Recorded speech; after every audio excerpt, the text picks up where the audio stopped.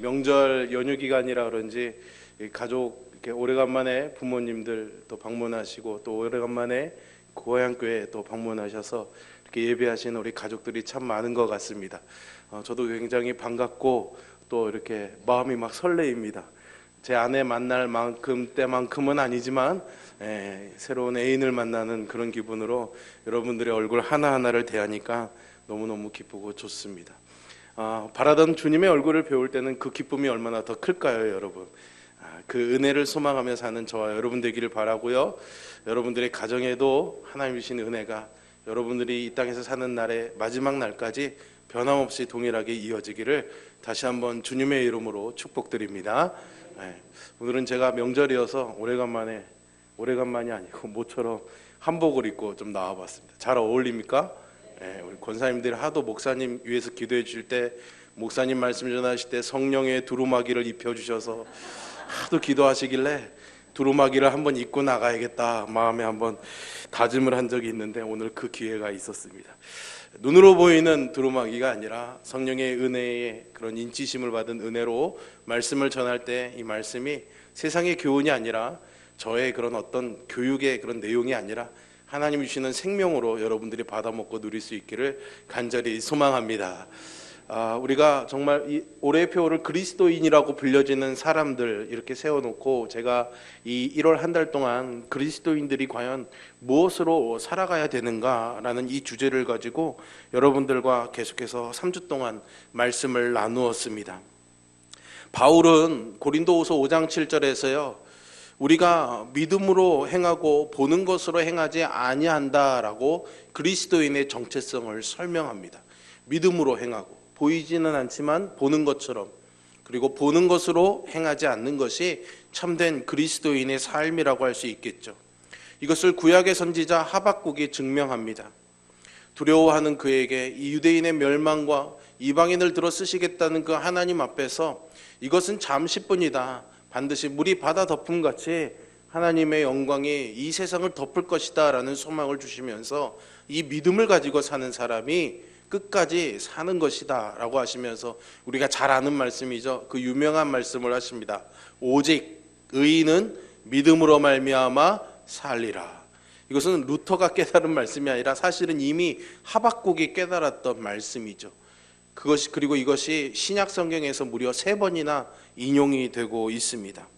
그리스도인은 과연 무엇으로 살아가야 되는가?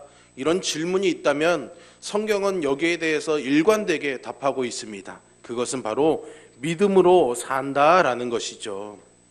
그리고 성경은 이 질문에 대한 대답으로, 이것에 대한 설명으로 가득 차 있습니다. 오늘 우리는 그 중에서 디모데전서 6장의 말씀을 토대로 해서 우리가 이 세상에서 실질적으로 믿음으로 사는 그리스도인들이 부딪히는 문제들, 그리고 그 문제들 앞에서 어떻게 살아가야 되는가, 마지막으로 여러분들과 한번 좀 나눠보려고 합니다. 설 명절 기간이 되면 TV 방송에서 설 연휴 특집으로 영화를 많이 방영해 줍니다. 요즘은 뭐 케이블 방송도 많이 있고 여러 가지 미디어가 발달해서 오래간만에 영화를 보는 기회가 뭐 그렇게 흔한 것은 아니고, 너무나 이제 뭐 영화를 보는 것이 쉬운 일이었지만 예전만 같아도 이 명절 때 하는 이 영화를 보려고 가족들이 3, 4, 5 모여가지고 오래간만에 온 이 영화를 봤던 기억이 저도 납니다. 그 중에 영화 터미네이터라는 영화가 있습니다. 혹시 기억나시는지 모르겠지만 이게 시리즈로 굉장히 많은 편이 제작이 되었는데요. 그 중에 5편에 보면은 우리나라 아주 유명한 배우도 한 분 나옵니다. 누군지 아십니까? 이병헌 씨가 나와요. 이병헌 씨가 주인공을 죽이려는 로봇으로 나옵니다. 근데 이 터미네이터에서 이 주인공을 죽이려는 로봇가 T-1000이라는 이름인데 항상 등장하는데요. 이 로봇이 아주 살인 로봇이 아주 가공할 만한 파괴력을 갖고 있습니다. 그 중에 제일 무서운 게 뭐냐면 총을 맞거나 폭탄에 불이 타서 터져도 이 몸으로 된 금속이 그 총알에 이렇게 탁 터진 다음에, 불에 탄 다음에 다 녹아버려 가지고 다시 푹 하더니 원래 모습으로 돌아옵니다. 아무리 총알을 많이 맞아도 원래 모습으로 막 돌아오죠. 그래서 옛날에 우리 코미디 프로그램에서 그거를 패러디한다고 막 은박지 막 이렇게 해가지고 막 하고 그랬는데 기억이 나시는지 모르겠습니다. 제가 이 장면을 보면서요, 우리 안에 있는 이 죄성이 어떤지를 보게 되었습니다. 아무리 총으로 쏘고 불로 태우고 폭탄을 터뜨려도 녹아버렸다가 이내 제 모습으로 돌아오죠. 우리 안에 있는 죄성이 그렇습니다. 믿음으로 승리하고 이겨내도 어느 순간 다시 제 모습을 갖춰가지고 우리를 끊임없이 공격해 옵니다. 어제는 분명히 믿음으로 이겼습니다. 어제는 분명히 은혜로 승리한 기억이 있습니다. 그 기억과 그 은혜와 그 기쁨이 주님 오시는 그날까지 쭉 이어질 것 같지만 사실 오늘은 또 그 죄성이 다시 살아나서 우리를 여지없이 공격하고 때로는 우리가 거기에 속절없이 주저앉아 버리는 때가 많이 있지 않습니까, 여러분? 지난주에 제가 엘림과 마라에 대한 말씀을 나누었습니다. 사람들은 엘림의 축복을 사모합니다. 마라의 고통은 피하고 싶어 하죠. 그러나 믿음으로 사는 사람은 사실은 엘림이든 마라이든 그곳에서 주시는 하나님의 성품을 가지고 하나님의 일을 바라보면서 엘림도 은혜요, 마라도 은혜로 살아가는 것이 믿음의 사람이다라는 것을 나누었습니다. 그 말씀을 나눌 때 우리가 인간의 행복을 추구하는 그 마음이 있는데요, 그것은 우리의 본성인데 이것이 우리 안에 있는 이 죄성과 만나게 될 때 그것이 얼마나 자기 중심적인 것이 되는지, 그래서 그것이 심지어는 다른 사람들을 해치는 방식으로 나타나서 인생을 망가뜨릴 수 있다라는 것을 나누었습니다. 하지만 우리 안에 그 행복을 추구하는 마음이 하나님이 주시는 마음, 거룩한 마음, 신적인 본성과 만나게 되면은 그것이 오히려 하나님의 영광 안에서 우리가 행복을 누리는 시작이라는 것을 여러분들과 나누었죠. 그러니까 신자의 행불행의 조건은 사실은 세상이 당연하게 여기는 얼마만큼을 가졌느냐, 얼마만큼을 누렸느냐에 있는 것이 아니라 사실은 우리 안에 무엇을 채우고 살아가느냐에 있다라고 말할 수가 있습니다. 그럼에도 불구하고 우리 안에 있는 이 자기 중심적인 죄성은 끊임없이 완전히 죽지 아니하고 우리 신자 안에서 계속해서 되살아나고 우리에게 계속해서 도전해 오는 것이죠. 그래서 갈라디아서 5장에서는 신자 안에 있는 이러한 싸움을 육체의 소욕과 우리 안에 내주하시는 성령 사이의 싸움, 영적인 싸움이다라고 그렇게 규정하고 있습니다. 그러니까 여러분, 영적 전쟁이라는 것은 사실은 예수님을 못 믿게 하는 아주 극악무도한 그런 도덕적인 범죄와 싸워나가는 것이 아니라 사실은 우리의 삶에서 매일매일 일어나는 일입니다. 우리 안에 예수님을 믿음으로 해서 성령께서 와서 내주하시는 줄로 믿습니다. 이것이 우리의 그리스도인의 본성입니다. 그런데 우리는 그 이전에 죄인이었을 때의 죄된 본성도 이미 갖고 있습니다. 예수님을 믿고 성령님을 오셨다고 해서 이 죄성이 우리 안에서 완전히 사라지는 것이 아닙니다. 이 완전히 사라지는 완전한 성화, 완전한 영화는 사실은 우리가 아버지의 나라에 이르게 될 때에 우리가 이루게 될 완전한 구원을 우리가 경험하게 될 줄로 믿으시기를 바랍니다. 우리는 그 구원을 바라보면서 오늘 우리의 실존의 삶에서 이 죄성과 우리 안에 이제 시작된 하나님의 성품과의 싸움을 매일매일 싸워나가는 것이죠. 이것은 신자에게 매일같이 있는 일입니다. 그러니 우리 안에 이 죄악이 끈질기게 그 죄성을 가지고 되살아난다는 사실을 우리가 결코 가벼이 여겨서는 안 되는 겁니다. 어제 우리가 아무리 큰 은혜를 받았어도, 죽었다가 살아나는 기적적인 은혜를 체험했어도 우리 안에 있는 이 죄성은 오늘 우리를 끊임없이 또 공격해서 넘어뜨리려고 하고 있기 때문이죠. 어제의 승리가 오늘의 승리를 결코 보장하지 않습니다. 그러니 여러분, 항상 깨어있으라는 성경의 말씀은 그래서 우리에게 권면의 말씀이 되는 줄 믿습니다. 날마다 깨어 있어야 되는 이유가 여기에 있는 겁니다.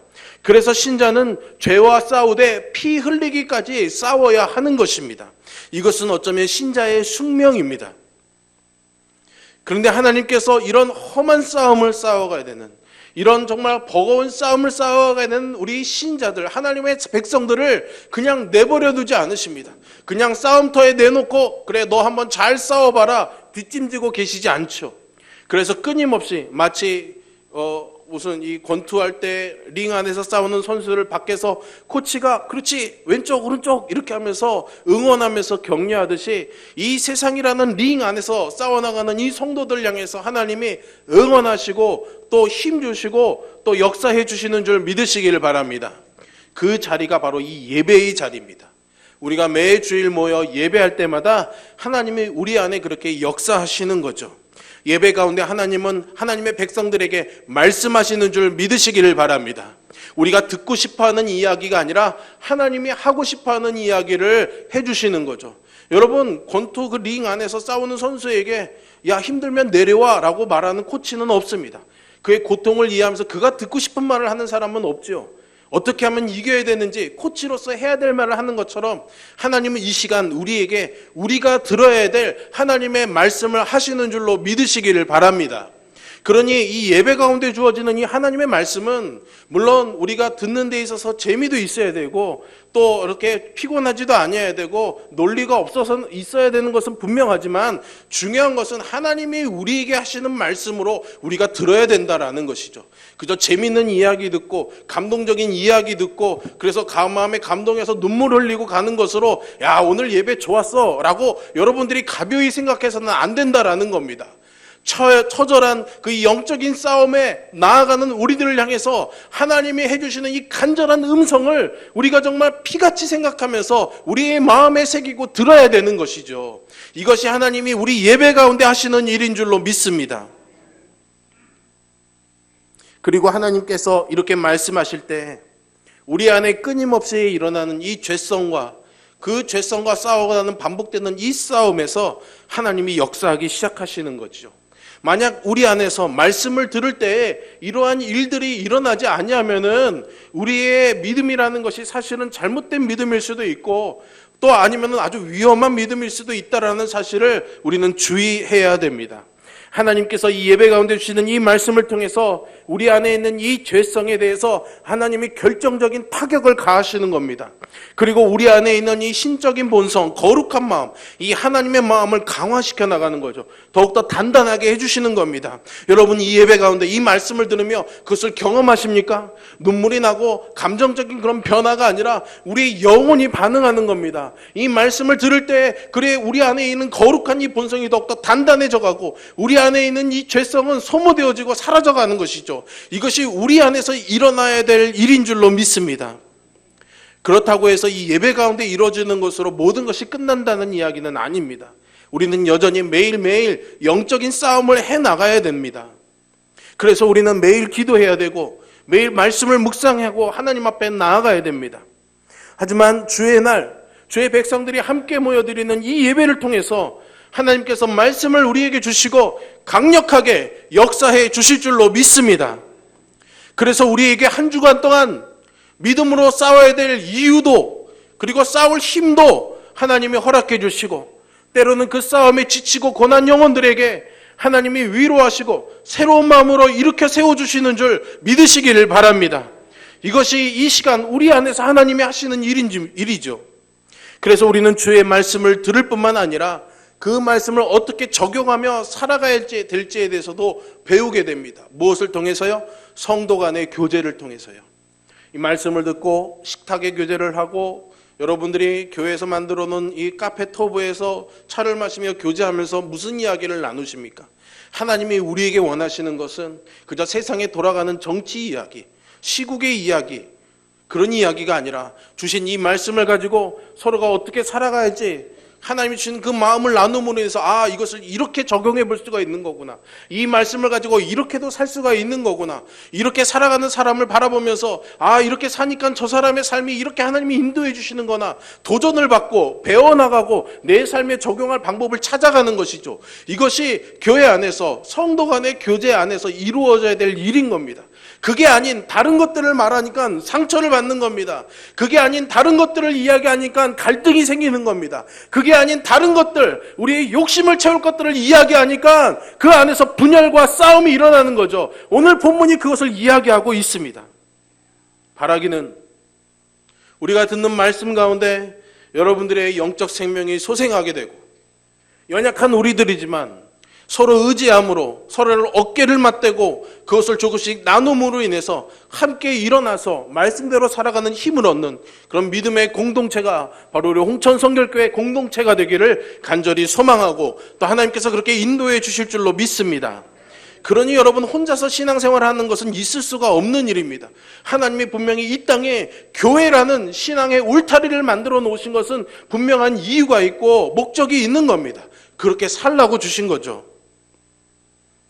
오늘 우리가 읽은 디모데전서는 에베소 교회를 목회하고 있던 젊은 사역자였던 디모데에게 바울이 주는 권면입니다. 그래서 이 디모데전서와 후서 그리고 뒤에 나오는 디도서 이 세 개의 책을 합해서 목회 서신이라고 부르기도 합니다. 교회를 인도해 나가는 데 있어서 목회자에게 유익한 권면과 조언이 있는 것이죠. 그러면 여러분, 이것이 목회자에게만 주시는 말씀이겠습니까? 우리는 모두 교회의 일원이고 지체입니다. 즉 교회에게 주시는 말씀은 교회에 지체된 우리에게도 주시는 말씀이죠. 우리가 분류상 신학자들이 이것을 목회서신으로 분류해 놓았지만 실상은 우리 모두에게 주시는 하나님의 음성이고 교회의 가장 이상적인 교회를 향한 하나님의 마음을 우리에게 아주 잘 드러내고 있는 것입니다. 그런데 여러분, 그러면 이 목회의 서신에서 뭐가 있어야 할까요? 말씀 잘 붙잡고 신앙생활 잘하고 기도 열심히 해야 돼, 이런 것들이 강조가 되겠죠. 그런데 놀랍게도 오늘 이 목회 서신 디모데전서의 결론부에 도달해서 바울은 아주 특별한 주제를 꺼내고 있습니다. 돈에 대한 우리의 태도이죠. 부하려는 마음, 그리고 부자에게 주는 권면을 다루고 있습니다. 여러분, 이 목회의 1차 수신자는 디모데입니다. 목회자이죠. 목회자는 사실상 이 당시에도 그렇고 지금도 그렇고 물질과 무관한 사람입니다. 부하려고 목회하는 사람은 없습니다. 그렇지 않습니까? 동의를 안 하시네요. 또 요즘에 아주 또 안 그런 모습들도 있으니까 그렇게 생각하시리라 생각합니다. 그러나 기본적으로 헌신된 하나님의 종들은 물질을 위해서 이 일을 하는 게 아니죠. 그런데 그런 디모데에게 바울이 부하려고 하는 마음에 대해서 이야기하고 있는 거죠. 좀 굉장히 특이하지 않습니까? 오늘 이 디모데전서의 결론부에서 바울은 크게 두 가지 대립되는 삶의 양식을 우리에게 보여줍니다. 하나는 성공하는 삶, 성공을 추구하는 삶이고 다른 하나는 사랑하는 삶, 사랑을 추구하는 삶이라고 할 수 있습니다. 이런 주제 두 개의 부류가 있다는 것을 기억하시고 본문을 한번 살펴보겠습니다. 3절과 5절의 말씀을 보시면 바울은 거짓 교사들에 대한 언급을 함으로써 이 결론부의 말씀을 시작하고 있습니다. 다른 교훈을 말하고 바른 말, 곧 주 예수 그리스도의 말씀과 경건에 관한 이 교훈을 따르지 않는 자가 거짓 교사다라는 거죠. 그리고 거짓 교사가 이 교회 안에 있다라는 겁니다. 교회에 세워진 목사의 직무는 바른 교훈을 가르치는 것이겠죠. 여기서 바울이 바른 말이라고 할 때 이 바른이라는 단어는 의학 분야에서 쓰여질 때에는 건강하다, 온전하다라는 그런 의미를 가지고 있습니다. 그러니 예수 그리스도에 대한 건강한 교훈은 건강한 영적인 삶을 낳는 것이죠. 하지만 다른 교훈을 전하면 어떻게 됩니까? 그 결과는 4절과 5절에서 보는 바와 마찬가지가 됩니다. 보시겠습니까? 그는 교만하여 아무것도 알지 못하고 변론과 언쟁을 좋아하는 자니 이로써 투기와 분쟁과 비방과 악한 생각이 나며 마음이 부패하여지고 진리를 잃어버려 경건을 이익의 방도로 생각하는 자들의 다툼이 일어나느니라 라고 말합니다. 이 외에 여러 가지 것들이 있겠죠. 여기서 우리가 주목해야 되는 것이 있습니다. 거짓 교사들의 다른 교훈은 결국은 돈을 추구하는 종교 장사로 결말을 맺는다라는 것이죠. 결국은 물질을 추구하는 것입니다. 부자 되기가 결론인 것이죠. 그런데 이어지는 6절과 8절에서는 전혀 다른 인생관을 또 보여줍니다. 그러나 자족하는 마음이 있으면 경건은 큰 이익이 되느니라. 우리가 세상에 아무것도 가지고 온 것이 없음에 또한 아무것도 가지고 가지 못하리니 우리가 먹을 것과 입을 것이 있은즉 족한 줄로 알 것이니라. 아멘. 여러분, 이 구절은 참된 신앙의 길로 가는 것이 무엇인지를 우리에게 소개해 줍니다. 그 핵심 단어를 꼽으라면 자족이라고 말할 수 있을 것입니다. 헬라어에서 이 자족을 가리키는 단어의 본래의 의미는 뭐냐면 자기가 이미 충분히 가지고 있는 겁니다. 모든 것들을 충분히 넉넉히 소유하고 있어서 다른 무언가에, 다른 누군가에 의지하지 하거나 도움을 받지 않아도 충분히 살아갈 수 있는 상태, 그것을 자족이라고 표현하고 있습니다. 없으면서도 난 괜찮아가 아니에요. 이미 충분히 가지고 있는 것을 의미하는 겁니다. 여러분, 우리가 이 성경적인 개념을 착각해서는 안 됩니다. 없어도 괜찮아가 아니라 이미 갖고 있다고, 갖고 있으니까 충분하다고 여기면서 살아가는 것이 자족이라는 것을 꼭 기억하시기를 바랍니다. 그러면 예수님을 믿을 때 자족한다는 것, 그러면 세상을 살아갈 때는 사실은 물질이 필요한 것 아니겠습니까? 그럼 예수를 믿으면 부자가 되어서 자족한다라고 말하면 이 말이 딱 맞아 떨어지겠죠. 그런데 문제는 여러분, 우리가 아무리 예수님을 잘 믿어도 누구나 다 부자가 되어서 살 수는 없다는 것에 있는 거죠. 예수 그리스도 안에는 부한자도 있고 비난자도 있지 않습니까? 그것은 자기의 노력이나 어떤 성패의 인생의 어떤 여러 가지 이유와 상황들이 있겠지만 분명히 그리스도 안에는 이런 삶도 있고 저런 삶도 있는 것입니다. 그러면 없는 사람들, 세상의 기준으로 보기엔 분명히 부족한 것이 있는 사람들은 자족한 삶을 살아갈 수 없는 건가요? 그렇지 않습니다. 오늘 이 성경이 말하는 자족은 내가 얼마큼을 소유하고 있느냐의 관점이 있지 않습니다. 그럼 무엇의 관점이 있습니까? 우리의 주인 되시는 그리스도께 관점이 있는 겁니다. 그리스도는 완전한 분이시고 하나님이시며 모든 것을 가지고 계시고 풍성한 분인 줄로 믿습니다. 그러면 그분을 믿는 우리도 그 풍성을 누리는 겁니다. 그러니 이 성경이 말하는 자족은 내가 그만큼을 충분히 가졌기 때문에 자족하는 것이 아니라 사실은 나는 부족할지라도 내가 의지하며 신뢰하는 예수 그리스도 그분께서 모든 것을 갖고 계시니 그분이 풍성하신 나의 주인이시니 그분으로 인해서 나는 이미 충분합니다 라고 여기는 마음, 그것이 오늘 성경이 우리에게 말해주는 자족인 줄로 기억하시기를 바랍니다. 그것을 잘 보여주는 성경의 말씀이 시편 23편 1절의 말씀입니다. 무엇인지 여러분 잘 아시죠? 여호와는 나의 목자시니 내가 부족함이 없으리로다. 아멘. 양인 우리가 넓은 목장을 갖고 있고 내 목장 옆에는 맑은 시냇물이 흐르는 아주 좋은 천혜의 환경을 갖고 있으니 나는 먹고 살 것이 걱정이 없어. 그러니 나는 부족함이 없어 라고 말하는 게 아닙니다. 뭐라고 말합니까? 우리의 목자 되신 그분이 예수님이시니까, 예수님이 나의 목자이시니까 나는 부족함이 없다라고 고백하고 있는 거죠. 물론 성경을 잘 아시는 분들은 다윗이 왕도 되었고 세상의 부귀영화를 다 누렸으니 충분히 그럴 수 있을 거라 이렇게 생각할 수 있을 겁니다. 나와는 다르지 않냐라고 생각할 수 있겠죠. 그러나 여러분, 다윗이 평생 왕으로만 살았습니까? 그는 어린 시절 형들의 천대를 받으면서 양을 키웠습니다. 모처럼 영웅이 되었을 때는 사울왕의 미움을 받아서 생명을 걸고 쫓겨다니는 도망자의 신세가 되었던 것이죠. 왕이 된 이후에는 어땠습니까? 아들 압살롬의 반역을 받아서 신발도 신지 못하고 쫓겨 도망갈 정도로 비참한 삶도 경험했습니다. 그러나 어떤 형편에 있든지 다윗의 고백은 일관됩니다. 여호와는 나의 목자시니 내가 부족함이 없다고요. 시편 23편은 그의 노년에 그 모든 인생들을 경험하고 난 이후에 그가 비로소 고백한 신앙의 고백이라는 것을 여러분 꼭 기억하시기를 바랍니다. 무엇이 다 채워졌기 때문이 아니라 내게 있는 주님이 충분하신 분이시기 때문에 나는 자족한다라고 고백하고 있는 거죠. 바라기는 저와 여러분이 이 믿음의 도량에서 그런 믿음의 도리를 알고 이 비밀을 알고 자족한 줄 알고 살아가는, 여호와는 나의 목자시니 내가 부족함이 없습니다라는 신앙의 고백이 여러분들의 삶에 항상 있기를 주님의 이름으로 축원합니다. 그런데 여러분, 세상은 그렇게 말하지 않습니다. 세상은 얼마큼을 가지고 있느냐, 무엇을 가지고 있느냐를 먼저 따집니다. 그리고 그것을 남과 비교합니다. 사실은 내가 갖고 있는 것만을 가지고 생각하면은 그것이 충분한지 부족한지 사실 잘 모릅니다. 그냥 주어진 이것이 다라고 생각하면 거기에 만족하고 살아갈 수 있죠. 근데 문제는 어디서 생깁니까? 남을 볼 때입니다.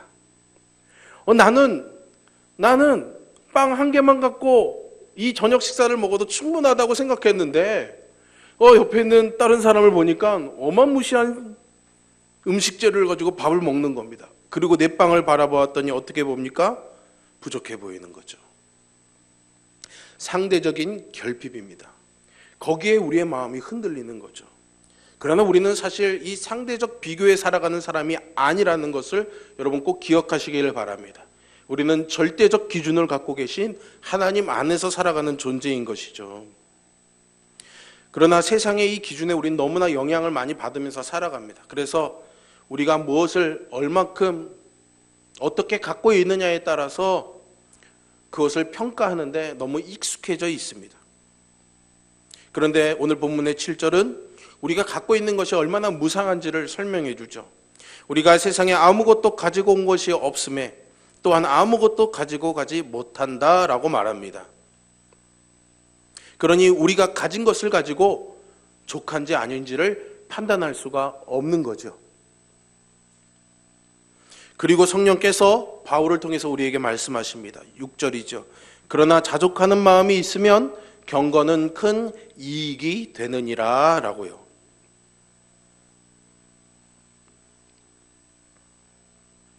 거짓 교사들은 부족하다고 생각했습니다. 그러면 이 말씀, 6절의 말씀을 대입해서 생각해 보면 그들에게 무엇이 부족했던 겁니까? 경건하지 못했던 거죠. 하나님 앞에 바른 시선을 갖고 있지 못했던 겁니다. 그들의 시선은 세상을 향하고 있었던 거죠. 교사라고 목회자라고 하나님 앞에 서 있었지만, 그리스도인이라고 예배하고 있었지만 그들은 여전히 세상을 향한 눈을 갖고 있었습니다. 세상과 자신을 비교했던 것이죠. 이 말은 거짓 교사에게만 해당하는 말이 아니겠죠. 오늘 우리에게도 동일하게 적용해 볼 수 있는 말입니다. 우리도 자족하는 마음이 없다면 우리의 모든 경건들은 우리의 영혼에 유익이 없는 겁니다. 자족함이 없다면 우리의 신앙은 성장하지 않는 것이죠. 우리에게 이 자족감이 없다면 우리의 기도 생활, 예배 생활, 또 말씀 묵상, 교회 봉사 이런 모든 것들이 다 있을지라도 경건의 유익을 누릴 수가 없는 겁니다. 사도 바울은 이것을 이익이라는 단어로 우리에게 표현하고 있습니다. 거짓 교사들에게는 잘 가르치는 것이 돈벌이의 수단이 되었던 거죠. 잠시 눈에 보이는 이익은 있겠지만 큰 이익을 잃어버리는 것입니다. 그러니 자족이라는 것이 그리스도인의 삶에 아주 중요한 열쇠다라는 것을 우리가 알 수가 있는 것이죠. 그리고 9절과 10절에서 그 시작하는 말을 부하려 하는 자들은 이렇게 말합니다. 그러면서 그들은 다 시험과 올무와 여러 가지 어리석고 해로운 욕심에 떨어진다라고 말합니다. 떨어질 수도 있다라고 말하지 않습니다. 우리의 시선이 조금만 하나님께로 향하지 아니하고 자족하지 아니하면 어떻게 된다고요? 시험과 올무에 떨어지게 되는 겁니다. 그러니 여러분, 누구 때문에 시험에 빠졌다, 뭐 때문에 시험에 들었다라는 말을 함부로 하지 마십시오. 사실 우리가 시험에 떨어지는 것은 우리의 마음이 자족하지 않기 때문입니다. 그것으로 충분하다고 생각하지 않기 때문에 우리가 시험에 빠지는 거죠.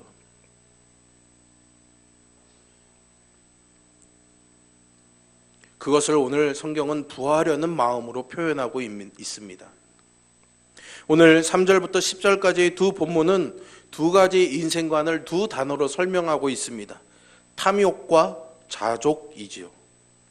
오늘 본문은요, 부자인 사람과 가난한 사람에 대해서 이야기하는 것이 아니라는 것을 여러분들이 꼭 기억하셨으면 좋겠습니다. 탐욕과 자족에 대해서 이야기하고 있는 겁니다. 부한 사람도 여전히 탐욕을 가질 수 있습니다. 가난한 사람도 족한 줄로 살아가는 마음이 있는 거죠. 성경은 그렇게 우리의 마음에 대해서 이야기하고 있습니다. 그리고 나서 바울이 이 디모데전서를 마감하게 되는데요. 16절에 보시면 편지를 끝냅니다. 그에게 존귀와 영원한 권능을 돌릴지어다. 아멘. 잠깐만, 한 가지 더 말할 게 있었네. 그러면서 17절부터 추신을 달게 되는 거죠. 뭔가 더 말해야 될 것이 있다라고 생각한 겁니다. 성령께서 그런 감동을 주신 거죠. 그런데 그 내용이 아주 독특합니다. 17절부터 18절까지의 말씀을 보실까요? 마음을 높이지 말고 정함이 없는 재물에 소망을 두지 말고 오직 우리에게 모든 것을 후히 주사 누리게 하시는 하나님께 두며 선을 행하고 선한 사업을 많이 하고 나누어 주기를 좋아하며 너그러운 자가 되게 하라 라고 권면합니다. 물질에 관련해서 바울이 더 적극적인 교훈을 주고 있는 것이죠. 여기에서 앞서 9절에서 나왔던 부하려 하는 자들과 이 뒤에 17절 이후에 나오는 이 세대에서 부한 자들은 조금 성격이 다릅니다. 17절에서 나오는 부한 자들은 이미 부를 누리고 있는 사람들입니다. 하나님의 섭리 가운데서 어떤 형제들은 부를 가지고 살아가게 됩니다. 여러분, 부자인 것은 죄가 아닙니다. 그죠? 죄입니까? 죄가 아니죠. 부자가 하나님 나라에 들어가는 것은 낙타가 바늘개에 들어가는 것보다 어렵다라고 그래서 부자는 다 천국에 못 간다는 이야기가 아니겠죠. 부자는 죄가 아닙니다. 이것은 오히려 이 본문에서 말씀하는 것처럼 후히 주시고 누리게 하시는 하나님의 은총인 줄로 믿습니다.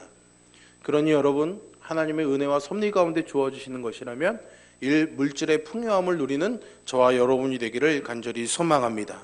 그러나 그 말이 주어진 부를 낭비하며 사치하라는 의미도 아니라는 것을 우리는 잘 기억해야 됩니다. 이 물질의 부요함을 하나님이 섭리 가운데 우리에게 허락해 주시는데 사실은 이것이 위험성을 갖고 있는 것도 분명한 사실입니다. 어떤 위험성을 갖고 있습니까? 바울이 권면하죠. 마음을 높이지 말고 정함이 없는 재물에 소망을 두지 말라는 겁니다. 여러분, 성경이 가르치는 중요한 교훈은요, 부자이든지 가난한 자든지 남과 비교해서 많이 갖고 있든지 적게 갖고 있든지 간에 중요한 것은 마음입니다. 마음이 가난해야 된다라는 것이죠. 참된 신자는 하나님이 그에게 부요함을 주셨든지 궁핍함을 주셨든지 간에 마음이 가난한 자여야 합니다. 만일 내가 가진 부로 인해서 내가 남과 다른 대우를 받는다든가 내 영향력이 커지기를 원한다면 그것은 오늘 본문에서 말하고 있는 것처럼 마음을 높이는 것입니다. 마음을 높이지 않을 뿐만 아니라 부로 인해서 잘못된 안정감도 갖고 있지 말아야 됩니다. 우리는 하나님을 의지하면서 살아가야 되지 얼마만큼 저축을 많이 해놓았고 보험을 얼마만큼 많이 들어놓았느냐를 의지하면서 사는 존재가 아니라는 것이죠. 그것은 하나님 대신 돈을 의지하는 태도입니다. 여러분, 이 물질에는 정함이 없습니다. 이 정함이라는 건 뭡니까? 확실함입니다. 확실함. 물질에는 확실함이 없습니다.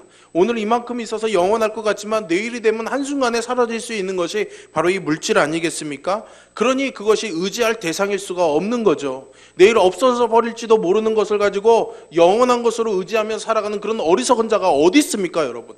그런데 우리가 세상에서 그렇게 살아가잖아요. 그것이 영원할 것처럼 살아가지 않습니까? 바울은 계속해서 이 부한 형제들을 향한 적극적인, 앞에서 말한 것이 소극적인 권면이라면 이제 조금 더 한 걸음 더 나아가서 이렇게 살라는 적극적인 권면을 합니다.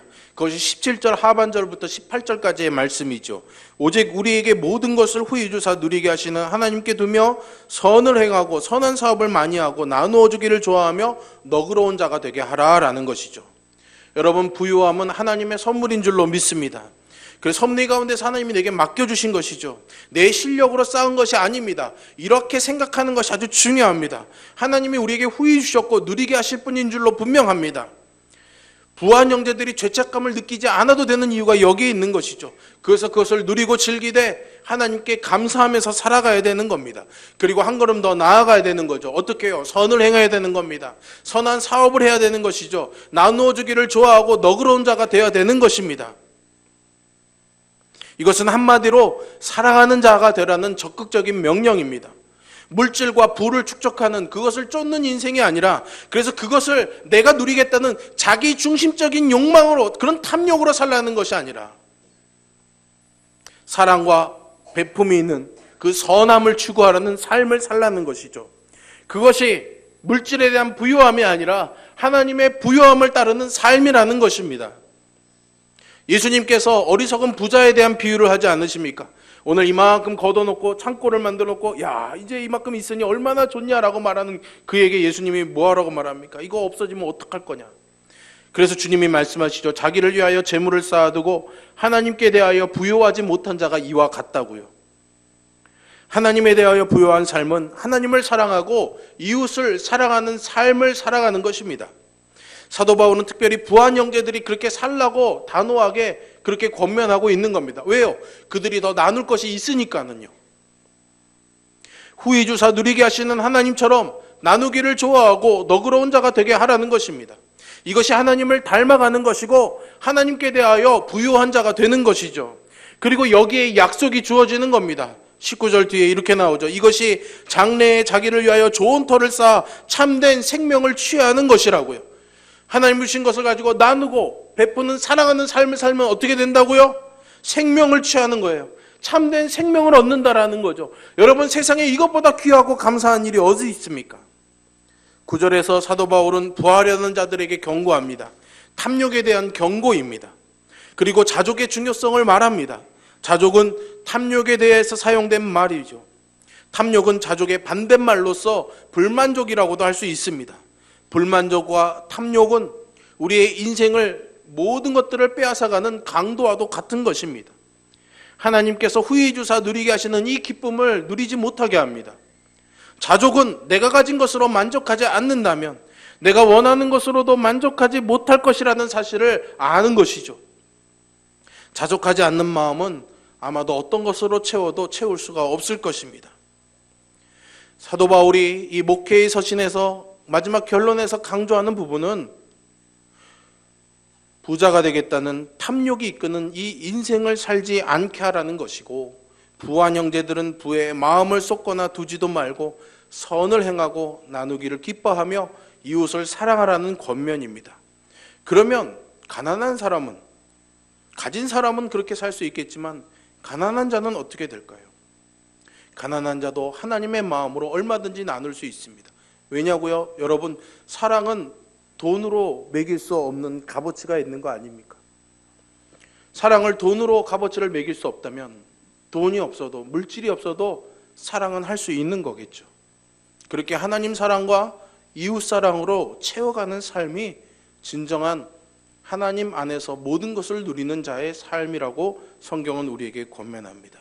세상은 우리에게 어떻게든 부자가 되고 성공해야 된다고, 그래야 사랑할 수 있다라고 말합니다. 그러나 신자는 우리 인생을 향하신 하나님의 주관과 섭리를 믿습니다. 하나님은 우리 모두에게 똑같은 자리를 주시지는 않습니다. 하지만 그것도 결정론적인 것은 아닙니다. 우리의 인생은 하나님의 선하시고 기뻐하신 뜻 안에서 오늘은 이 자리에 있었지만 내일은 얼마든지 다른 자리에도 갈 수 있는 인생입니다.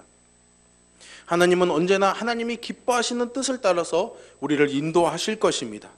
그러니 우리는 지금 이 자리에 있다고 그저 그것으로 자랑하고 만족스러워하는 것이 아니라, 그저 이런 자리에 있다고 그것으로 인해서 불만족스러워하고 원망하는 것이 아니라, 어느 자리에 있든지 간에 내게 주신 그 자리에서 자족하며 감사하며 사는 것이 아주 중요합니다. 또한 이 자족한다는 것은 체념하거나 포기한다는 것이 아닙니다. 내게 이런 인생을 주셨으니 내가 뭐 어떡하겠어, 어쩔 수 없지, 이렇게 살라는 것이 아닙니다. 적극적인 삶을 살라는 거죠. 가진 것은 없지만 내 하나님이 내게 주신 것이 풍성하니 그것으로 나누고 사랑하며 살라는 겁니다. 정함이 없는 재물에 소망을 두지 않고 선한 일을 하며 나누어지기를 좋아하며 살라는 것이죠. 본문의 강조는 여기에 있습니다.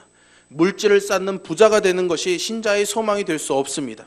신자의 소망은 사랑을 쌓는 데에 있는 것이죠. 신자는 물질에 부유한 자를 부러워할 수 없고 사랑에 부유한 자, 하나님에 대해서 부유한 자를 부러워하며 살아가야 되는 것입니다. 더 많이 사랑하는 자가 되어주십시오. 더 많이 나눠주는 자가 되어주시기를 바랍니다. 이것이 신자의 부르심입니다. 그렇게 살라고 하나님이 우리를 부르셨습니다. 그래서 그렇게 살라고 우리에게 물질을 더 주는 사람도 있고, 그렇게 살라고 물질은 부족하지만 그 마음의 넉넉함과 은혜를 채워주시는 하나님의 역사가 있는 것이죠. 그것을 바라보고 그 부르심에 따라 사는 것이 신자의 삶이고 믿음의 삶인 줄로 믿으시기를 바랍니다. 그러니 그리스도인은 눈에 보이는 것이 아니라 믿음으로 살도록 부름받은 것입니다. 우리가 앞서 살펴보았던 룻과 나오미가 그랬죠. 그들은 아무것도 가진 것이 없었습니다. 심지어는 남편도 다 잃었습니다.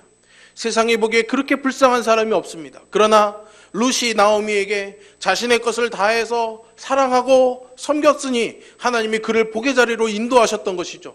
보아스는 부유한 자였으나 그런 룻과 나오미를 하찮은 존재로 여기지 아니하고 그들과 함께 가난한 마음을 가지고 그들을 도왔기 때문에 그에게도 하나님의 인도하심이 있었던 것입니다. 그렇게 우리는 이 답없는 세상에서 이렇게 막막하고 어두운 세상에서 서로 의지하며 살아가며 살라고 하나님이 부르신 빛 같은 존재인 줄 여러분 믿으시기를 바랍니다. 이 부르심을 기억하며 이 영광스러운 부르심을 따라서 살아감으로 우리 홍천 성결교회 또 여기 있는 모든 가족들, 이 성도들의 삶이 하나님을 영화롭게 하는 그런 인생들이 되시기를 주님의 이름으로 축원합니다. 기도하겠습니다.